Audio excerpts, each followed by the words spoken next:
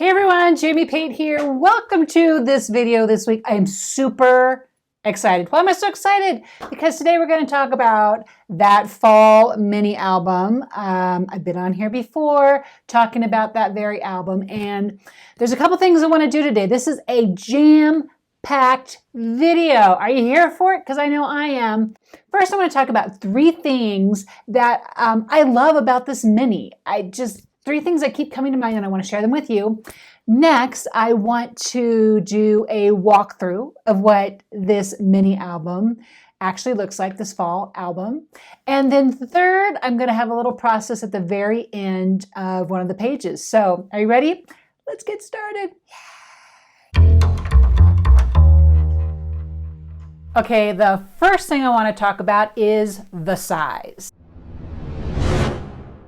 Okay, this is what my mini album looks like. If you remember, and if you haven't got to see it, check through the videos, but I have a kind of a beginning of this fall mini video, and I covered a storyline chapters mini insert. Great size. I love this size. It is 5.5 by 7 inches tall, and the size was just very doable.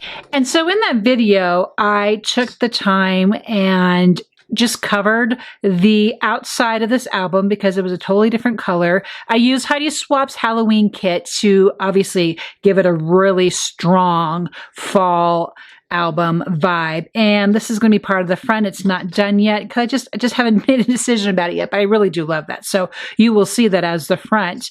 And so this is just a really good size for kind of any kind of album that has sort of a definite end to it. And that's one of the things I really love about my fall album is its size. Okay, the number 2 reason I love this fall mini is because it was totally doable. So what do I mean by doable? It was just that. It was very doable. The size wasn't large, and I didn't do it every day. So while I was very much under the influence of the October Daily that I just heard about this year, remember what I've said previously in a video, that pressure is not inspiration. So I didn't take that idea and saying, oh my gosh, I need to do an October Daily. I just knew for me, I was not going to be able to get something done every day. And I didn't. And I didn't give myself the pressure. I picked a size album. I decided that I was going to use a large format photo for each day. And so you can see here by what I mean. When I say large format photo, I mean that it fills up the whole entire page. So like I said, 5.5 by 7, and I just knew it was going to be photo on this side and then embellishment and journaling of some sort on the other side. And that's exactly what I stuck with all the way through this album. I don't want to give away too much yet because I am going to do a walkthrough, but that to me made it very doable, having a thematic sketch that I was going to follow for every one of these page layouts. And the third reason that I love this fall album is because it was a creative push. So what I mean by creative push, so is definitely something I wanted to do, not every day, but it was very seasonal. It was something within the season that I had a vision for. And while I didn't have a perceived end in mind, like I have to have 30 pages, 31 pages, I knew I didn't have to have that. But I did know I wanted to go about it I wanted something very much in nature. It wasn't going to be a picture, it wasn't going to be an album of people. It was going to be a nature-driven album. It was going to be capturing the beauty. It was going to stay very consistent with the photo on one side and then embellishment and story on the other side. And that was a creative push, was just to kind of be faithful to it and make sure I filled it in the best of my ability. So those are the 3 reasons why I love this fall album. And so let's walk through this as best we can. Like I said, I do have another video, I will link it below, that starts this album off. And I started using the Heidi Swapp Halloween kit. And there are just some key papers in there I want to make sure I included. I also have 49 and Market, their Washi sticker sheets, which are so much fun for great accents. This is part of 49 and Market, and this was part of the Halloween kit from Heidi Swapp. And so as we turn the pages, I continued here. Now, one of the other things I allowed myself to do, now not only was I inspired by the beauty that I was seeing anywhere and everywhere, whether it was here in the neighborhood or while we were out or on a hike or what have you. But you know, I'm like everyone else. If I saw somebody do something out there in the creative world, then I would say, oh, I think I want to add that to my album. Like I might have seen like a strip of paper being used vertically. And I'm like, oh, I want to add that in. And so that is a lot of what this is too. Seeing inspiration someplace else and putting it in here in this book. As I've shared before, these fall alphas are from Studio Calico. One of the new, I'm going to grab it right here. It's just right here on my desk. One of the newish date stamps by Heidi Swapp is used to date each one of these pages. And so you're going to see that throughout. And then sometimes I have these little hidden pockets for my journaling. While my journaling is not 100% complete, it is on its way. And so that is how that happened. Now, on a page like this, super simple, right? I mean, we have this beautiful photo. This was on a hike that my son and I took.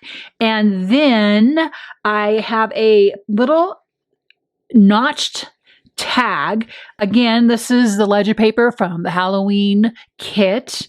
And I just creased it at the top. I have notes here, but I haven't got all my full journaling filled in. And then I took, these are my favorite. You've seen me use these a lot this fall. The Spellbinders Etched Autumn dies. They are used throughout this book.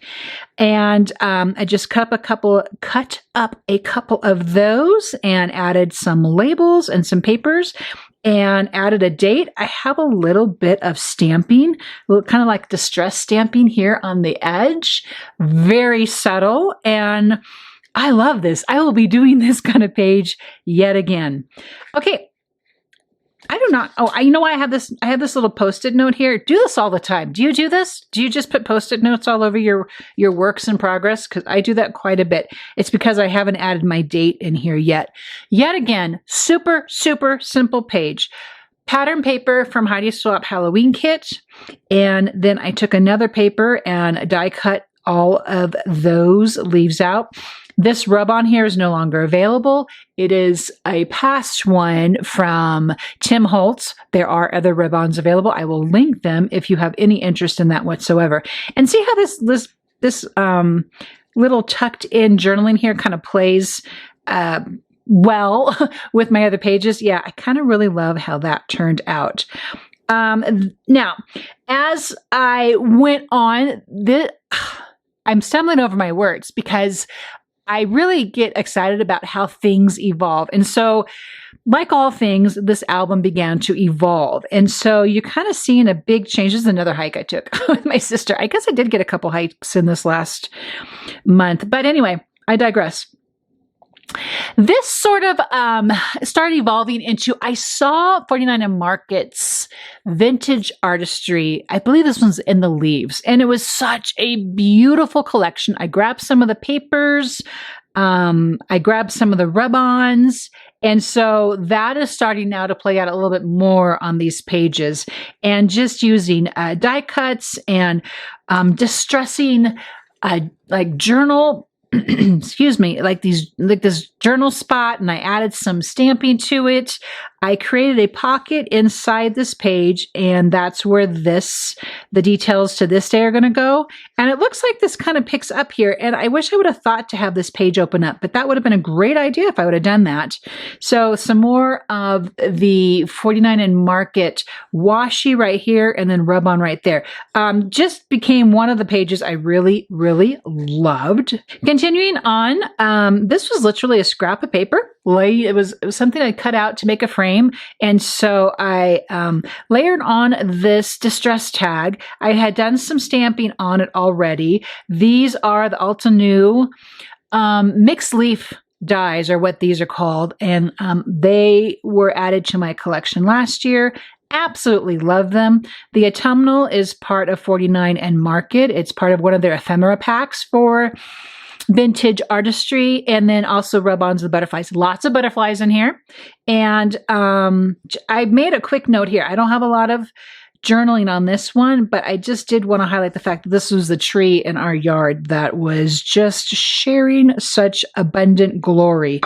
Again, with the butterflies, right? I cut this out of a piece of large ephemera that was part of the 49 and Market kit. I only wanted the butterfly. I knew I didn't want the rest of it. So don't be afraid to do that. And this was a little banner piece that I sanded and distressed. This is some of the pattern paper that I picked up. While you can notice, I did not pattern paper all of these. I mean, sometimes it's quite scant what I have on these pages, but then sometimes that's what really spoke to me. Now, this pocket I created here, I added a little notched tag to it to be able to pull it out.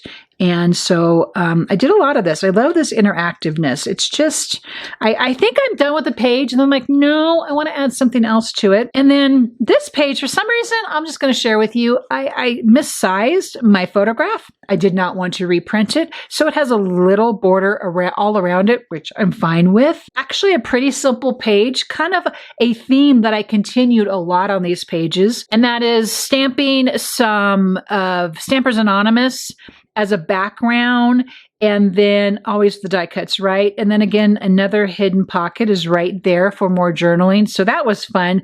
A little different kind of a page for me. This is the Paper Roses die cut that I have just recently added to my stash. I just really like that whole Polaroid frame thing going on there. Now, this is a page that is actually very simple, and it might actually be one of my most favorite. You've probably seen me use these nested pocket shape dies already. And there's one that is, I think, on my die cutting machine, because there's actually 4 that belong to this set. But you can't see it, but I used this larger pocket to cut out out of scrap paper a pocket that now I added here behind this photo. And I'm pretty happy with it. I really love using that as these hidden pockets in between pages. Lots of fun that was. And I processed that later for you on one of these other pages. This is a super simple page. It is actually the merchant strip from the bottom of some pattern paper is what that is. I die cut these leaves out again, and it's no longer available, but I did splatter them with the Distress mica stain. But any kind of spray ink, mica ink, color shine, if you have anything like that, would be beautiful addition to any of your die cuts.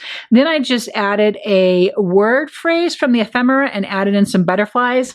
And that, my friends, I already did my journaling on this one. That, my friends, made this page perfect for me. I was like done, right? And I tried to stamp. Apparently I really need practice with stamping because that was not a great job. And this is a page that I process out for you.